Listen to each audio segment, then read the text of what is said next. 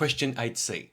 The diagram shows a 10 centimetre high glass that is being filled with water at a constant rate by volume. Let y equal f of t be the depth of water in the glass as a function of time t. Part 1.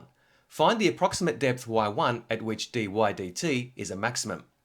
Find the approximate depth y2 at which dy dt is a minimum.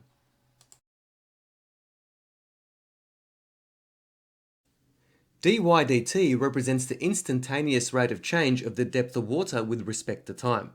Now, the narrower the section of the glass, the faster the water seems to rise because the rate of change of volume with respect to time is constant.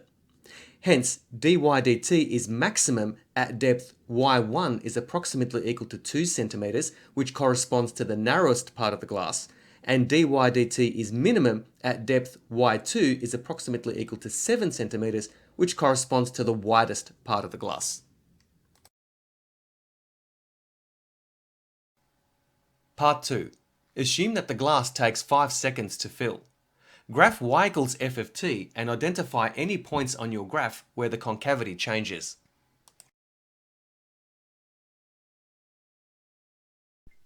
It may help to note that f of t is monotonic increasing for t greater than or equal to 0 and less than or equal to 5.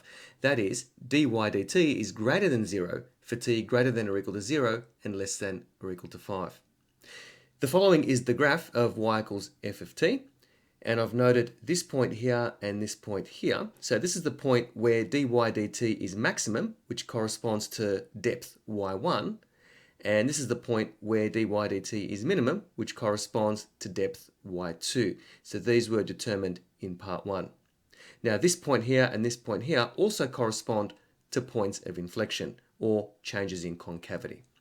Also note that the curve is drawn from the origin, 0, 0, to this point here, 5, 10, which corresponds to the maximum height of the glass of 10 centimeters at time 5 seconds.